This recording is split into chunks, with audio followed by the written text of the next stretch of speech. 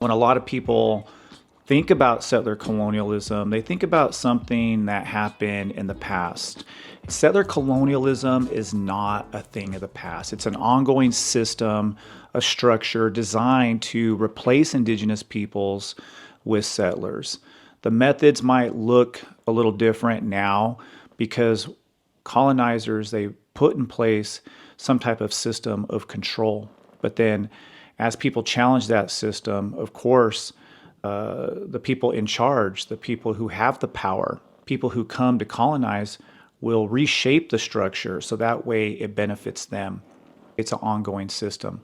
It may look different than how it looked, say, 500 years ago when Christopher Columbus sailed the ocean blue and landed in the Americas, but the goals remain the same: control over land, resource extraction, and of course, pushing Native communities, indigenous, tribal issues really to the margins.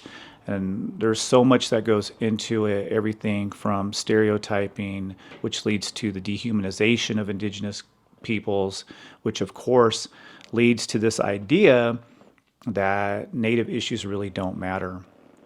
But it's not just about land, it's also about policies that maintain inequality. And these aren't just accidents. These are the results of a system that prioritizes settlers over indigenous peoples.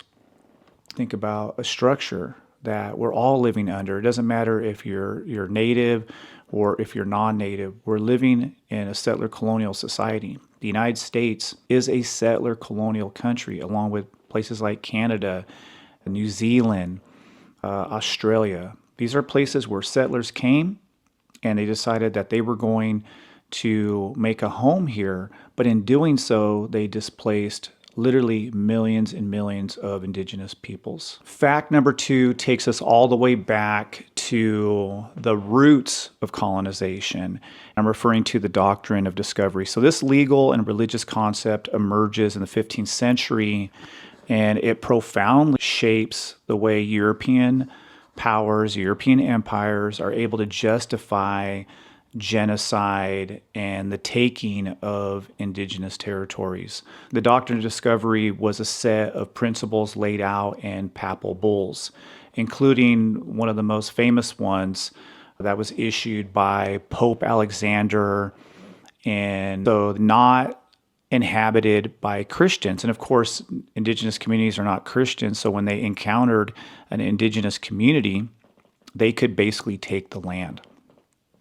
Essentially, if the people living there weren't Christian, if they were native, indigenous, the land was considered empty. And it's a concept known as terra nullius, empty land. And in these papal bulls, they basically made it legal to steal land, and humanity were entirely disregarded. Europeans could go throughout North and South America and basically plant a flag. There was even a document that was developed, and it's referred to as the requirement. They would read it to in tribal communities who couldn't even understand the language and basically tell them, this land's ours and you are now under our control. And you guys can look it up if you want. The document is called a requirement. So the Doctrine of Discovery legitimized land theft, resource extraction, and the displacement of entire indigenous populations. And this is all under this idea of European Christian superiority.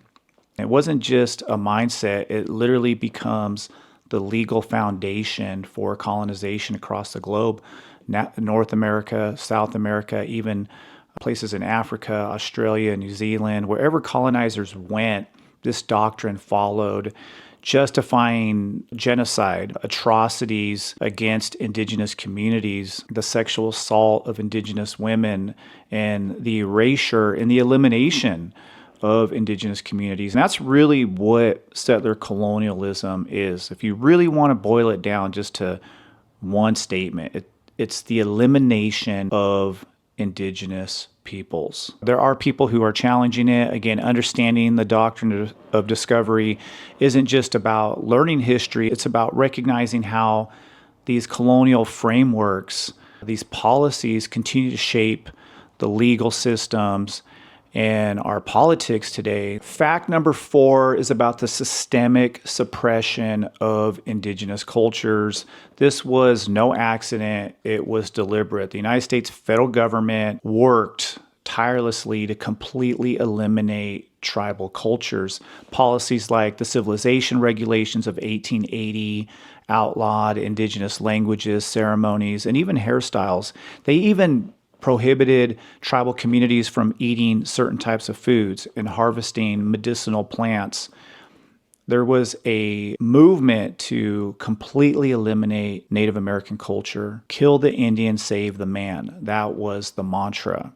Henry Pratt helped fund the first off-reservation boarding school, and that really became the policy across the United States, was to transfer the savage-born infant and introduce civilization to them. Tool for cultural has been lost. Native peoples have been resisting settler colonialism since day one, and they're still leading the fight for justice today. North, South America, places like New Zealand, Australia, wherever indigenous peoples exist, there's these amazing people in communities who are resisting these colonial policies. There are communities who are fighting to protect their water rights, their treaty rights, to keep their culture alive, who are doing the hard work of resisting, again, these colonial policies and these colonial structures. Indigenous resistance isn't just about Native issues. It's about protecting the earth, standing up for human rights, and challenging systems of oppression that harm each and every